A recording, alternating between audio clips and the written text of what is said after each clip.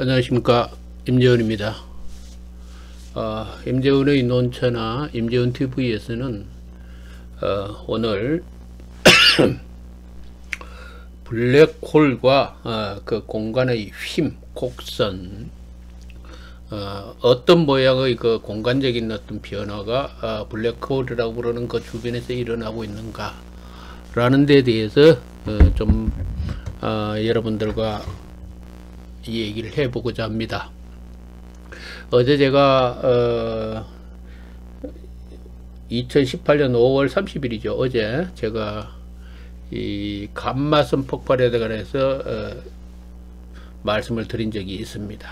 근데 거기서 이제 제가 충분하게 드리진 못한 얘기가 있어서 오늘 그것을 부가적으로 얘기할 겸 그리고 또 재미있는 그 우주와 우주의 그 모양과 과학 얘기, 과학사, 아인슈타인 등등의 얘기를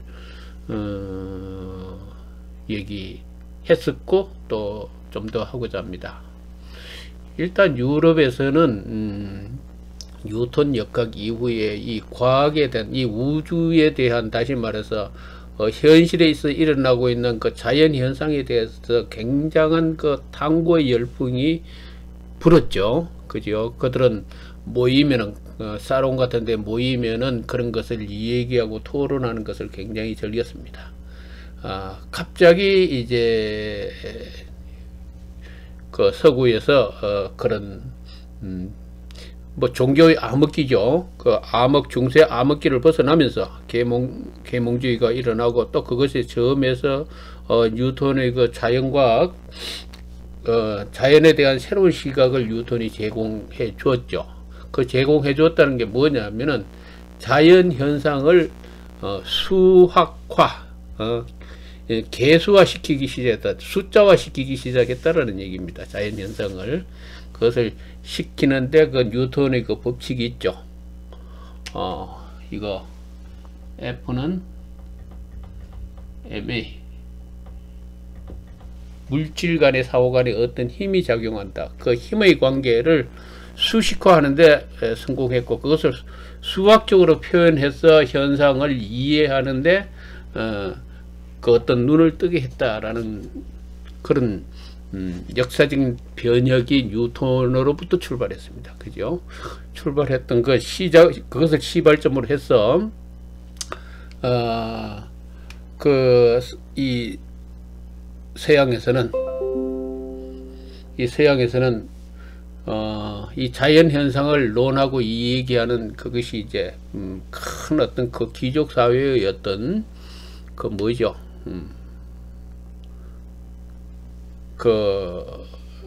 뭐 영광이라고 그럴까요? 귀족사회 상징으로 되었죠. 사회현상뿐만 아니라 이제 사회형상, 정치, 뭐 경제 이런 것도 논하면서 특히 자연과학 부분에서 아주 눈부시게 그들은 눈을 뜨기 시작했습니다. 그 뜨는 과정에서 이제 그 아인슈타인이 등장했던 것은, 그 아인슈타인이라는 사람이 대단한 천재라기보다도 그 유럽 사회가 얼마나 그쪽 부분에 심대한 그런 깊은 어떤 사상적인 논쟁의 그것이 있었는가라는 것을 잘 말해주고 있다. 그 백그라운드가 되었다라고 얘기를 할 수 있다고 봅니다. 저는. 그런데 어떻든 어제 얘기했던 것이 있죠. 아인슈타인이 얘기했던 거. 그때 그것은 이미 유럽 사회가 발견했던 사항입니다. 이 빛이라고 그러는 존재는, 이 빛의 존재는 공간과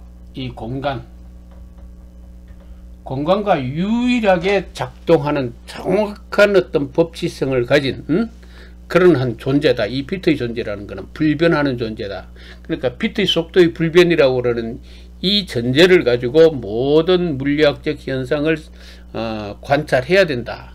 이것을 제외하고는 어떠한 것도 상대적인 관점에서 관찰되기 때문에 그 관찰이 정확지가 않다라는 거죠. 그 정확지 않는 관계를 정확하게 수식으로 표현하는 것이 상대성의 이론이죠.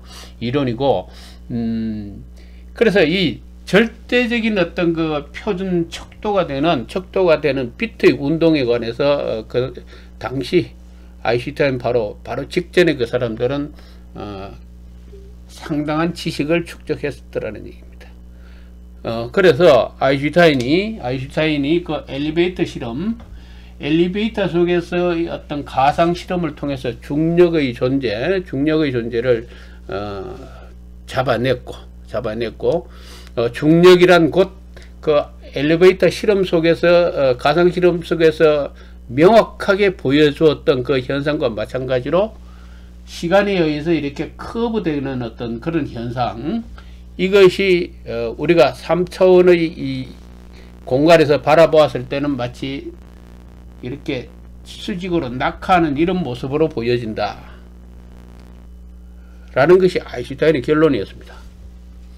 자, 결론이었고, 자, 그렇다면은 어제 얘기했죠. 감마선 그 감마선 폭발이라는 이런 거죠. 다시 한 번 더 말씀드리자면 이겁니다.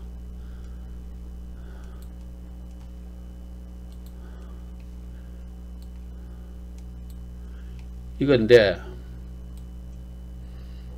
이 굉장히 재밌는 현상이죠. 이거 한번 봐보세요. 이거 이 빛이 원반 그 레코드 원반 같이 이렇게 되어 있는데 그 중앙에 구멍이 뚫려 있고 이렇게 빛이 일직선으로 레이저 광선이 확 나가듯이 이렇게 찍기는 합니다. 또 옆에 이것도 마찬가지죠. 참 굉장히 신비로운 현상 아닙니까? 그죠? 이 현상을 두고, 이런 현상, 이 현상을 두고, 이것은 우주가, 이 우주 공간의 시공의 모습이라고 저는 어제 설파를 했습니다. 설파를 했는데, 저 모습이 저렇게 보이는 것은 우리가 먼 한 몇 수십억 광년 떨어진 이 지구에서 저러한 모습을 바라보는 저 자체는 4차원 공간의 모습이다라는 얘기를 했습니다. 우리가 흔히 얘기하듯이 4차원 공간이라는 것은 뭐 어떤 공간일까, 무슨 공간일까, 어떻게 생겨 먹었을까, 뭐 등등 많은 궁금증을 가지고 있지만은 그 감마선 폭발에서 보여주었던 저 공간의 모습이 곧 4차원 공간의 모습이다, 이 얘기죠. 저희 얘기는 바로 그겁니다. 그런데 이제 블랙홀을 얘기하면은 블랙홀은 바로 이거죠. 이거 여기 중앙에 있는 이 부분 있죠. 블랙홀. 지금 우리가 얘기하는 것은 블랙홀이 다른 것이 아닙니다.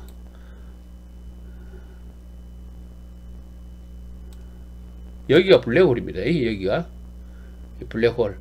이 많은 가스라든지 어떤 이 물질이 중심부를 중심으로 해서 발생한 이 중력에 의해 가지고 집중되는 과정에서 중앙에 과도한 질량이 집중하고, 그죠? 과도한 여기 이렇게 잘 한번 보십시오. 이렇게 둥글게 이렇게 마치 이렇게 뭡니까? 소용돌이 치는 것 같지만은 중간중간에 이렇게 검은 점이 있고 뭐 이런 게 있죠. 여기. 그죠? 이게 뭐냐면은, 비하자면 이런 거죠. 여기 중심이 있고, 물질이 띠가 이렇게 있습니다. 그죠?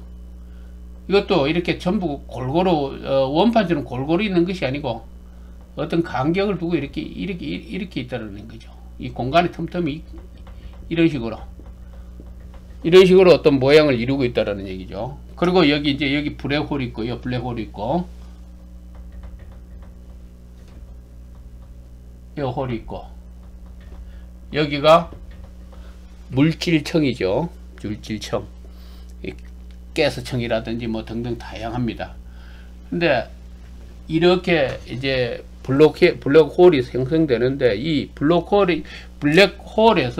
블랙홀에서 이제 강한 이 감마선 방출이 일어난다는 얘기죠. 그죠? 이 방출이 일어난다는 얘기인데, 이 방출이 일어나는 얘기는, 이 방출이 이런 현상을 일으키는 것이 구체적으로 어떠한 이 공간적인 이 모양이 형성돼서 이런 현상이 일어나는가 하는 것은 이제 지금부터 얘기하고자 하는 얘기죠. 어제는 제가 이렇게 튜브 모양으로 이렇게 공간이 이런 식으로 형성이 된다라는, 이 튜브 모양으로 이렇게 빛이 방사될 수밖에 없게끔 공간의 모습이 형성된다라는 말씀을 드렸고, 오늘은 그것을 조금 구체적으로 더 얘기하자면 이렇습니다. 쉽게 얘기하자면은 여기 이게 레코드판처럼 말이죠. 이렇게 이 판상 형태로 여기가 물질의 이 층이 이렇게 형성이 되는데, 가스층이라든지 등등 여기가 회전하는 부분이죠. 여기는 중심이고 우리 은하가 있다면은 이 지구가 은하의 바깥 외곽이잖아요. 저 은하의 중심에는 블랙홀이 있다고 그러죠. 블랙홀이 있다고 그럽니다. 그래 형성돼서 우리 지구가 이렇게 빙빙 이렇게 블랙홀을 중심으로 해서 크게 이렇게 회전을 하고 있지 않습니까? 그죠? 이 하고 있는데, 기본적으로 이 감마선 방사라는 것은 이렇게 되죠. 이 공간의 모습이 지금 어떤 형태로 이 그림을 그리죠. 벡터 형태, 화살표 방향으로 방향성을 잡아가지고 그림을 그리자면은 공간이 어떤 형성으로 되어 있냐면은, 여기에 있는 이 물질층이 있고, 그죠? 질량의 이렇게 광범위하게 넓게 퍼져 있는 질량의 층이 있고, 여기가 공간의 이 벡터를 그려가지고 이 모양을 나타내면 바로 이런 모양이 돼요. 공간이 휜 이렇게 같은 지점을 가지고 이렇게 이런 식으로 되어 있다는 얘기죠. 이런 식으로 공간의 모양이 형성된다는 얘기입니다. 이것은 뭐 아인슈타인에 대해서 많이 설명되어지는 얘기입니다. 이 지구가 있다면 이 지구의 주변에 이렇게 홈이 파인다고 그랬죠. 이렇게 그죠? 이 홈이 무슨 얘기냐면은 천이 있다면은 여기에 무거운 쇠공을 빠뜨리면은 천이 이렇게 홈이 파인다고 그랬잖아요. 그죠? 이 곡선이 생긴다라는 얘기죠. 여기 굴절이 된다. 공간이 굴절된다라는 얘기는 이미 아인슈타인이 이 얘기를 했었고, 그렇다면은 이 감마선 폭발이 일어나고 있는 이 우주 공간에서의 이 공간의 모양은 어떤가 라면은 이 얘기를 지금 제가 하고자 하는 것인데, 바로 이거라는 얘기죠. 이런 형태의 공간 모습이 형성된다는 얘기죠. 이런 형태가 형성되어 가지고 이렇게, 이거 마치 뭐 같습니까? 자기장 같잖아요. 그죠? 이 전기가 흐르는 도선이 있고, 여기 자기장이 형성되잖아요. 그죠? 자기장이 형성되면 이렇게 자기장 이 부분이 이렇게 되죠. 중앙에 이렇게 직선의 자기장선이 발생하지 않습니까?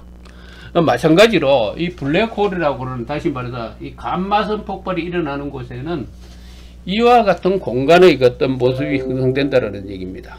공간이 형성됩니다. 그래서 이 감마선 폭발이 여기 일어날 때, 이렇게 과도한 질량이 집중될 때에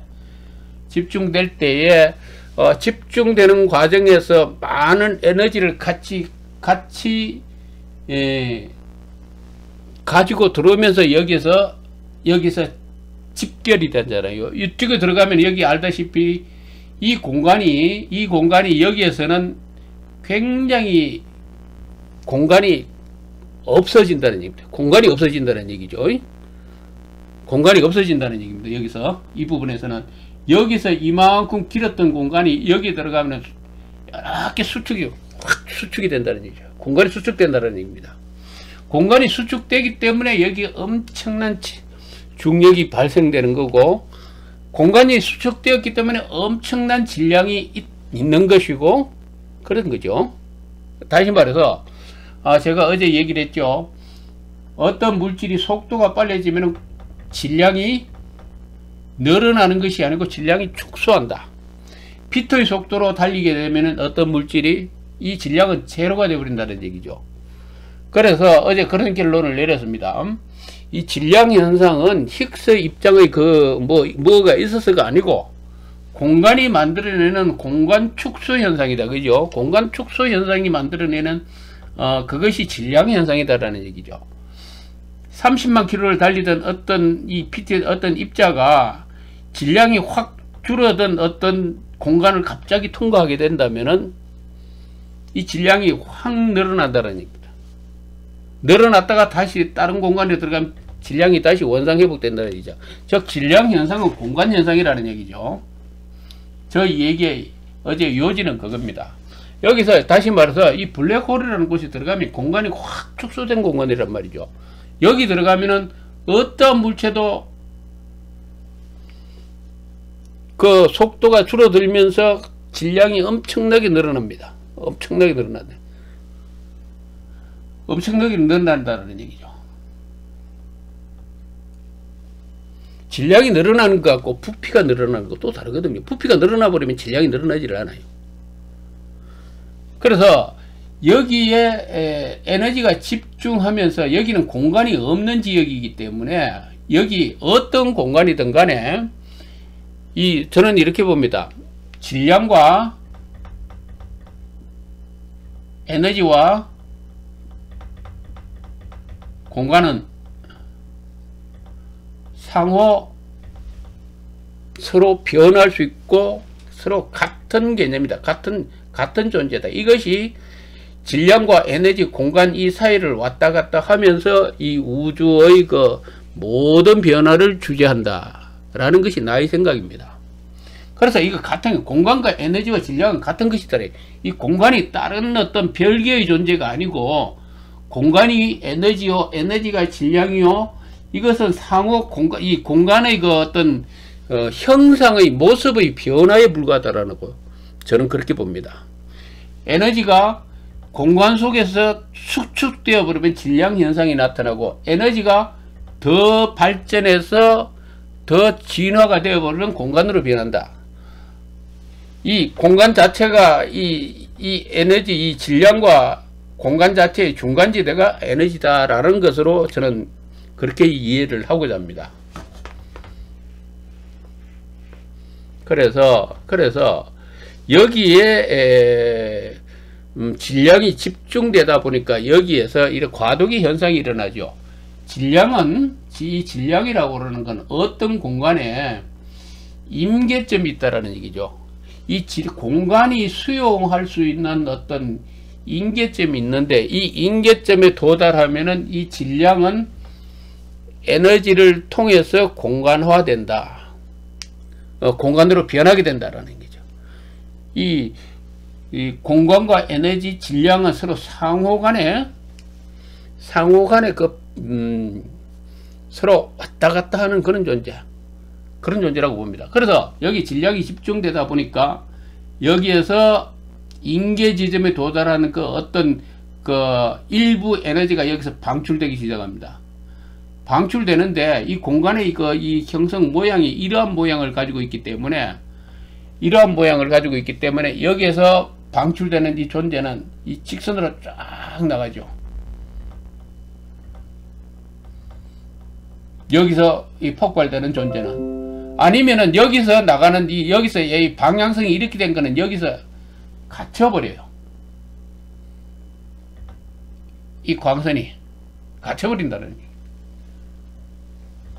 그리고 여기서 이 직선 코스 여기를 여기에 정확하게 진입된 에너지 입자만이 직선으로 쫙 뻗어나가죠. 이것이 감마선 폭발의 그 실제적인 모습이다 라는 거죠.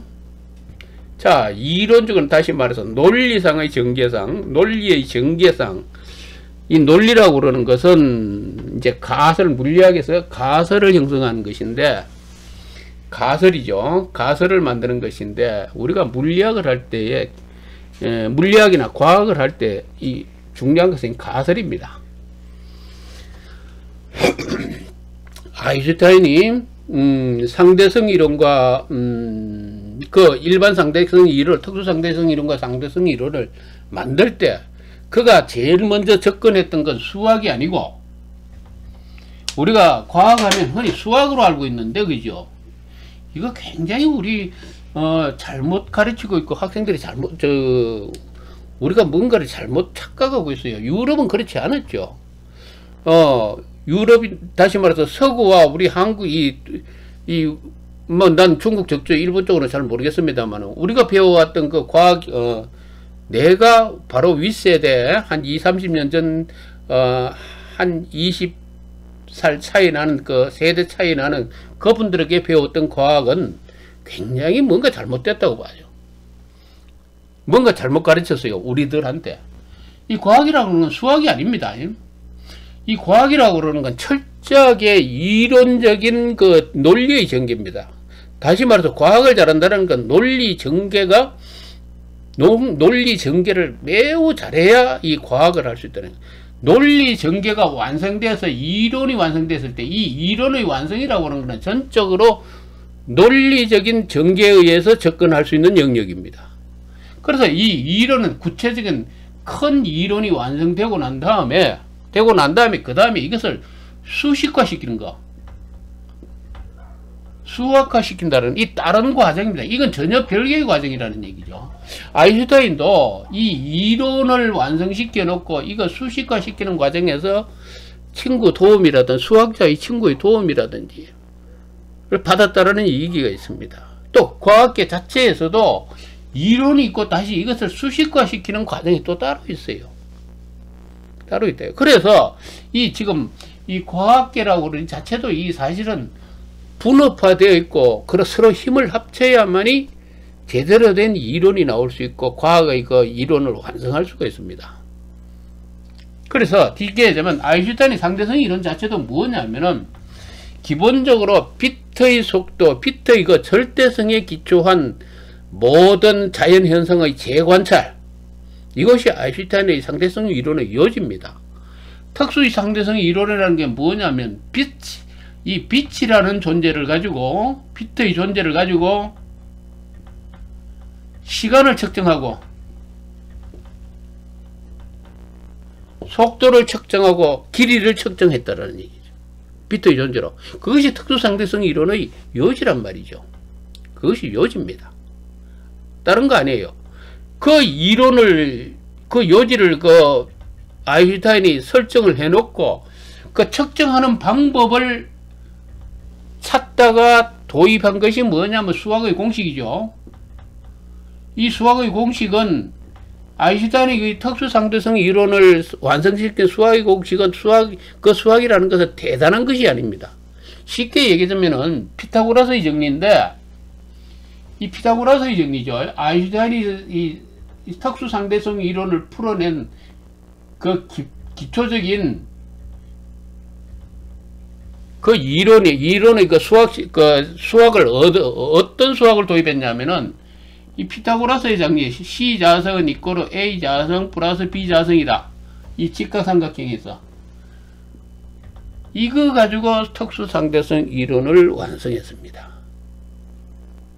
뭐 대단한 수학 지식이 아니에요.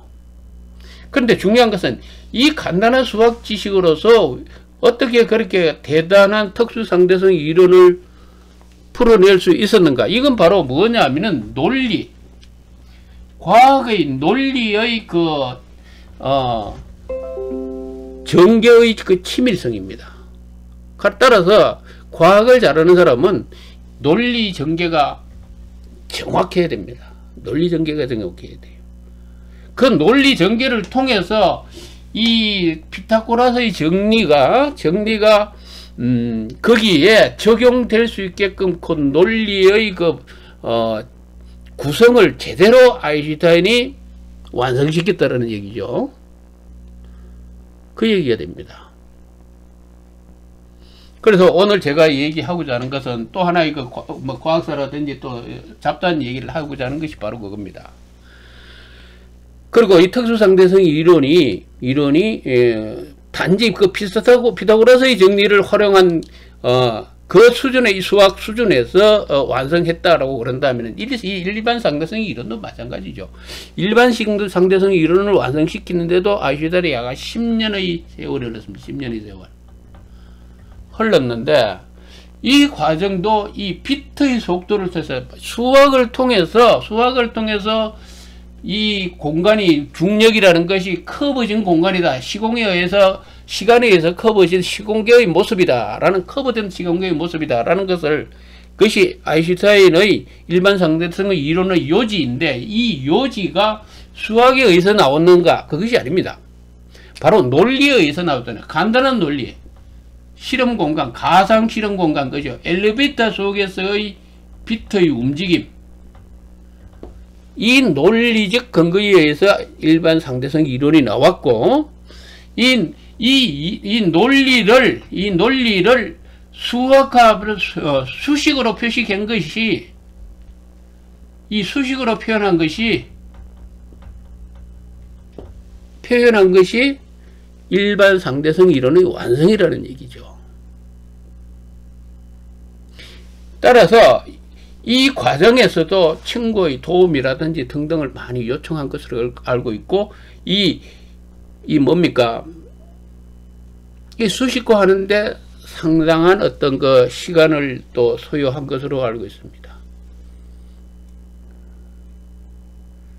따라서 아인슈타인 하면 뭐 수학에 굉장히 뛰어난 뭐 수학자였다. 그게 아니죠. 사물을 논리적으로 보고 그것을 분석하고 그것의 허와 실을 논리적으로 파악할 수 있는 그 능력이 뛰어난 사람이었다 라는 겁니다.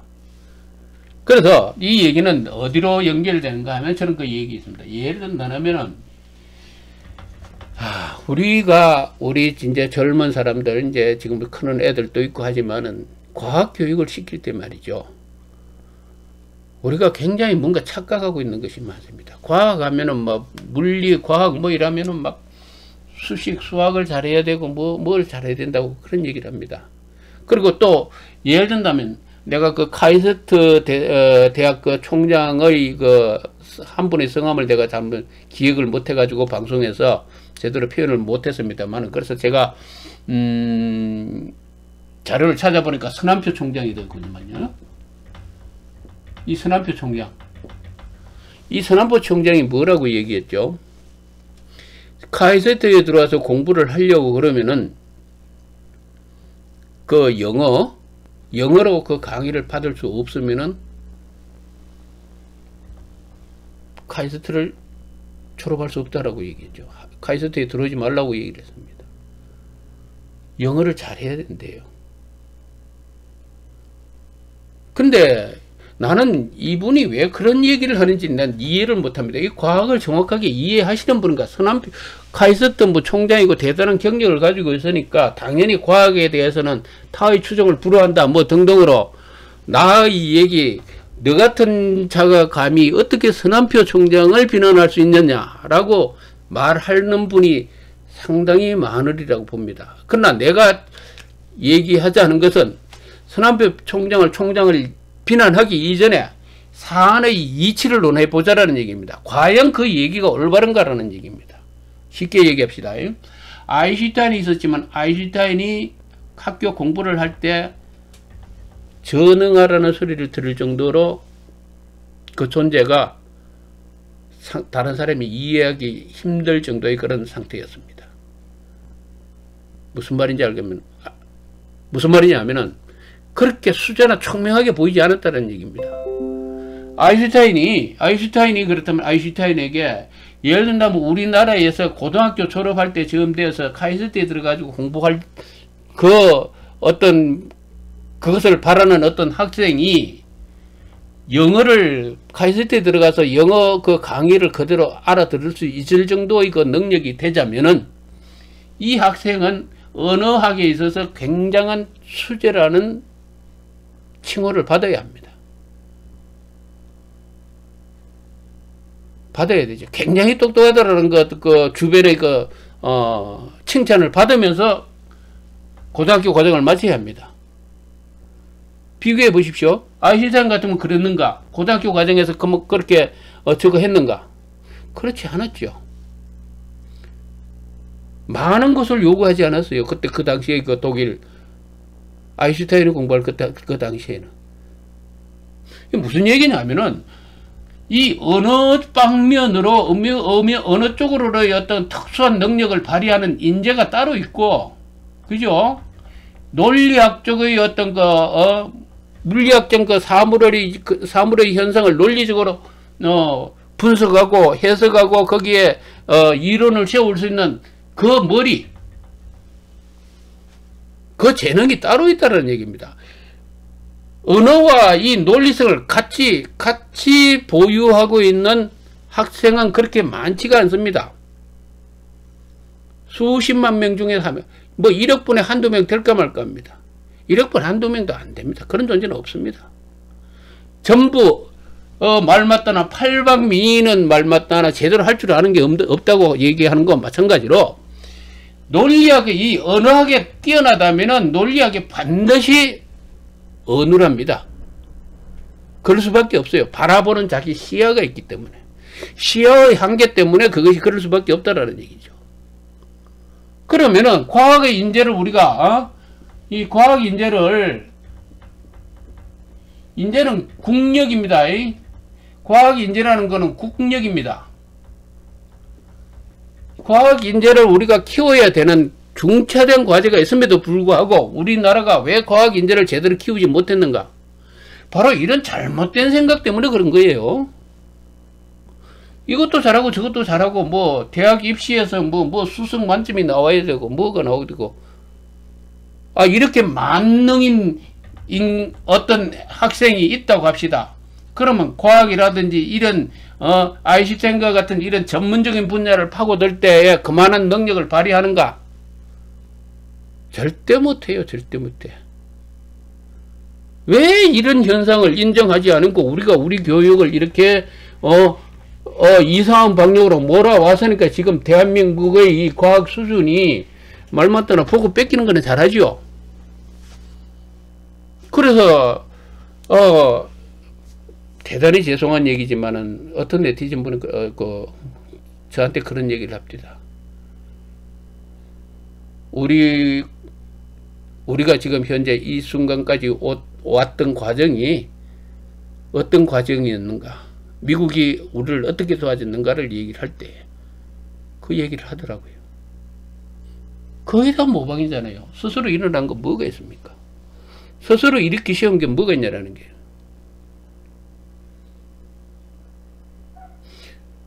그 어느 유튜브에나 언젠가 아직도 기억이 납니다만은 뭐라고 그러냐, 우리의 인재의 상징은 어떠냐면은 외국에 가서 어떤 설계도를 한번 딱 언론 한번 보여줬다. 근데 그 설계도를 한번 딱 보자마자 그걸 다 외워버렸어요. 설계 도면을 다 외워버렸어요. 그게 천재입니다. 그죠? 그걸 천재라고 그러고 인재라고 그럽니다. 아인슈타인에게 그걸 맡겨보세요. 그거 다 외울 수 있는가? 못 외워요. 죽었다 깨도 그거 못 외웁니다. 생각이 방대하고 이 생각이 논리적으로는 그런 관점에 굉장히 발달된 사람은 이 생각을 분산시키기 때문에 이 기억력이 굉장히 약합니다. 기억력이 굉장히 약해요. 기억력이 좋은 사람이 있습니다. 그러나 그 사람의 생각은 굉장히 협소합니다. 이게 인간의 특성이에요. 다시 말해서 이 얘기의 요지는 뭐냐면은 어떤 특정한 분야에 특정한 방향으로만 어떤 특기성만 있는 것이지 전부 다 잘하는 A를 잘하면 B도 잘한다? 천만에요. A를 잘하면 반드시 B는 못합니다. 그 인간의 본성을 인정할 수 있어야만이 우리는 우리의 과학 인재라든지 대한민국이 지금 자라나는 세대를 제대로 키우고 양성할 수 있다는 얘기입니다. 양성할 수 있다는 얘기죠. 그렇기 때문에 이 서남표 총장이 얘기했던 그 얘기를 하거든. 이 양반이 진짜로 카이스트를 통해서 대한민국의 과학 인재를 양성하고 싶었다면은 영어 강의를 들을 수 있는 정도의 사람이 아니면 카이스트에 오지 말라, 그 얘기는 하면 안 되죠. 우리 과학 교육 시스템을 어떻게 바꿔야 하는가에 대해서 그 사람은 얘기해야 진정으로 대한민국을 과학 인재를 양성시키는데 일가견이 있는 사람이다 라고 말할 수 있죠. 무슨 얘기냐, 영어를 못 알아들어도 좋아. 못 알아들어도 좋다라는 얘기죠. 이 과학적인 또 논리적인 또 기계 이 구성 무슨 이런 뭐 각자 그 컴퓨터 프로그램이라든지 이 특기성만 있다면은 인재로 인정해줘야 돼요. 인정해주고 이 A, B, C, D 이 인재를 연결시켜주는, 예를 들면 영어를 못한다면은 번역, 통역 이 시스템을 만들어주는 게 중요합니다. 만들어주는 게 중요해요. 영어를 못하더라도 그 자기의 과학적인 그 재능과 능력을 갈고 닦고 어떤 그 분야의 대가가 될 수 있게끔 사회적인 우리나라의 사회 구조를 교육 구조를 그렇게 구성하는데 어떻게 할 것인가를 논해야 되지. 이 서남표 총장같이 뭐죠? 뭐를 못하면, 영어를 못하면은 카이스트에 들어오지 말라? 얼마나 재능 있는 인재들이 그 삭을 삭삭 자르는 그런 얘기입니까?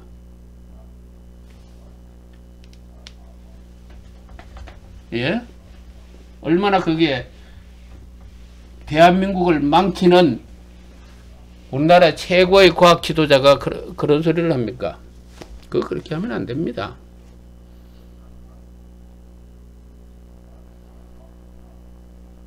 대단히 미안한 얘기지만 지금 북한의 미사일 무슨 ICBM 기술 그런 얘기를 합니다. 그러니까 우리나라 사람들이 뭐라고 그러냐면 우리나라의 전문가들은 그거 전부 빈깡통이다 이렇게 얘기해요. 빈깡통. 왜 빈깡통이냐? 미국이 안 가르쳐주고 소련이 안 가르쳐줬는데 안 가르쳐줬다는데 어떻게 그것이 그걸 만들 수 있냐라는 얘기죠. 어떻게 그걸 만들 수 있냐라는 얘기죠.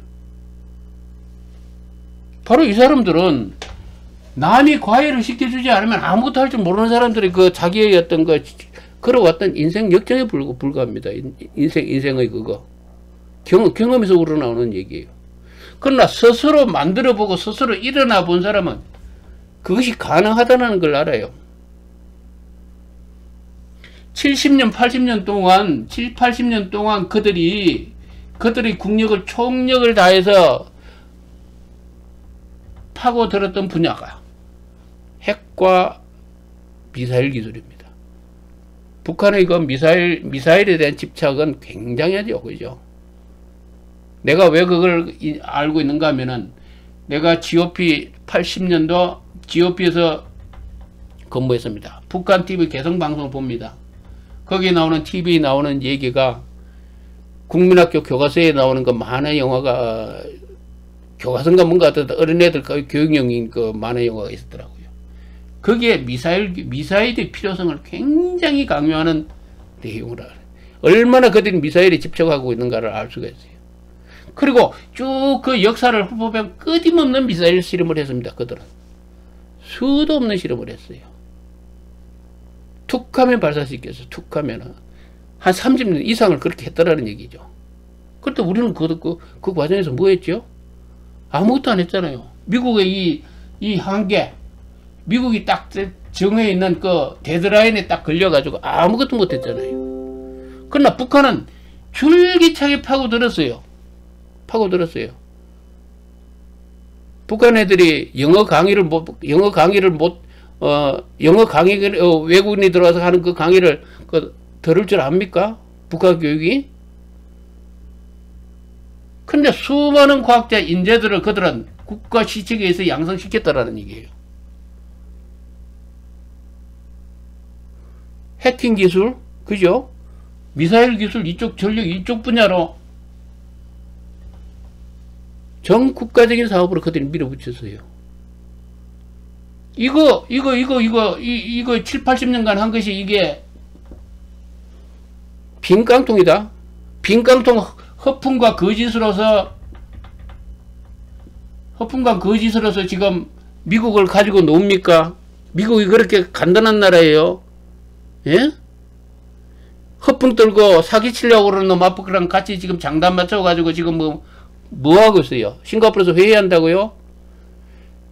그렇게 숭상하는 미국이 왜 사기꾼하고 같이 지금 북미 회담한다고 그럽니까?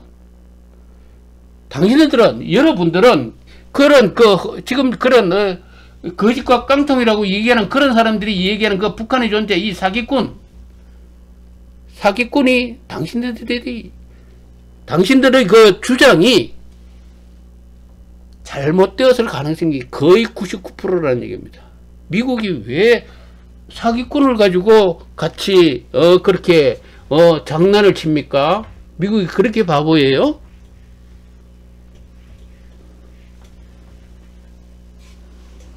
오늘 얘기는 제가 이 뭡니까 블랙홀과 이거 뭐 이 공간의 힘을 이 얘기를 했지만 아인슈타인을 얘기했고 한 이유도 그 얘기에다가 지금 방향이 상당히 엉뚱으로 갔는데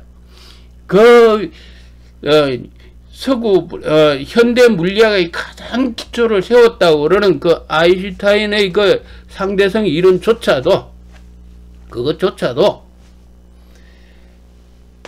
상당히 아둔하다고 그러는 한 인재가 그 분야에 있어서 물리학이라든지 그쪽의 논리 전개에 굉장히 뛰어난 잠재력을 가지고 있었던 한 인간이 만들어낸 그것에 의해서 현대의 역사가 바뀌었다는 얘기, 현대 과거의 역사가 바뀌었다는 얘기입니다. 위대한 역사가 열렸다는 얘기예요. 위대한 역사라는 건 뭐죠? MC 자성 E는 이거 원자탄이잖아요. 지금 한반도에서 진행되고 있는 이것이 뭡니까? 핵입니다. 핵폭발. 이 아인슈타인의 이 이론에 근거한 거예요. 세계를 요동치게 하고 있습니다.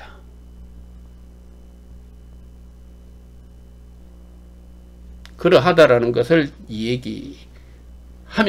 얘기하면서 내가 조금 방향성을 조금 상실한 것 같기도 하지만은 그렇습니다. 이 블랙홀에서 일어났던 이 공간의 이 모습은 바로 자기장의 모습과 유사하다. 이 공간의 이 어떤 형태가 이것을 우리가 수십억 년 떨어져 있는 이 지구에서 이것을 지금 촬영한 모습이 바로 이겁니다. 이 모습이죠. 이거는 다시 말해서 4차원 공간이다. 이거 시간과 공간을 같이 합류한 이런 커버진 이런 공간의 모습을 우리가 관찰한 것이 저러한 형태로 나타나고 있다라는 얘기죠. 이것은 뭐냐면 이론적인 접근입니다. 과학을 할 때에서 이론적 논리적 접근, 논리적 접근이 완성되고 나면은 그것을 바탕으로 해서 수식화시키는 게 수식화시켜야 그것이 이론의 완성이라고 말할 수 있죠. 이론의 완성이라고 말할 수 있습니다. 일단 이론적으로는 이렇습니다. 공간이 이렇게 변형되어 있다라는 얘기, 이런 모습을 하고 있다는 여기에 들어가면 빛이 이렇게 쫙 들어가면은 이렇게 커버져서 빨려 들어갑니다. 이렇게 빨려 들어가요. 이렇다라는 거죠. 그래서 과학을 얘기하면서 블랙홀을 얘기하면서 공간의 그 변형을 얘기하면서 또 우리나라의 그 과학 교육의 문제점도 얘기를 했습니다. 오늘 얘기는 조금 이렇게 뭐 조금 왔다 갔다 하는 부분도 있지만 양해를 하시고 제 얘기를 이해를 해 주셨으면 감사합니다. 그리고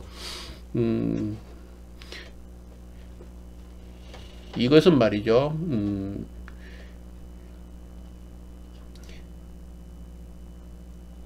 어떠하든 간에 다음에 이제 조금 더 할 얘기가 있습니다만은 오늘 시간이 너무 길어졌으니까 이 정도로 하고 다음 방송에서 뵙도록 하겠습니다. 얘기가 괜찮았다면은 구독 신청 눌러주시고 추천 한번 눌러주시면 감사하겠습니다. 예, 다음에 뵙겠습니다.